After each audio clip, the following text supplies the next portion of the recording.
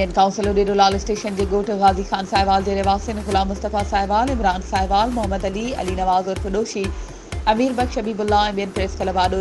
उडेरोलाल में एहतजाज कंदे दायो आहे त WFP शिफ़ा फाउंडेशन ॻोठ जे बेपहुच माण्हुनि जी माली मदद कंदी पई अचे ऐं लाॻीतो खेनि रक़म मिलंदी बि रही आहे,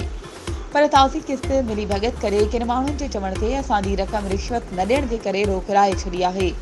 जंहिंसां ॻोठ जा 22 खां वधीक लाचार माण्हू सख़्त परेशानियुनि खे मुंहुं ॾेई रहिया आहिनि। हुननि ॿुधायो त शिफ़ा पारां जिन मिसकीन माण्हुनि जी इमदाद रोकी वई आहे, उन्हनि माण्हुनि खे रक़म न मिलण सबबि हू सख़्त परेशान थी विया आहिनि। हुननि इल्ज़ाम हणंदे चयो त जेकॾहिं असां रिश्वत ॾियूं हा त असांखे बि रक़म मिली वञे हा, पर असां पारां इनकार करण ते ॻोठ जे मिसकीन माण्हुनि जी इमदाद हिक शख़्स खे ख़ुशि करण लाइ रोकी वई आहे, जंहिं करे हिन वक़्तु काफ़ी ॻोठाणनि खे किस्त नाहे मिली। हुननि इल्ज़ाम हणंदे चयो त मुस्तफ़ा वल्द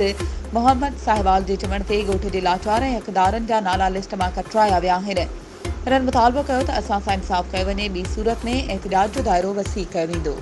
वधीक ख़बरुनि ऐं अपडेट्स जे लाइ असांजे चैनल खे सब्सक्राइब कयो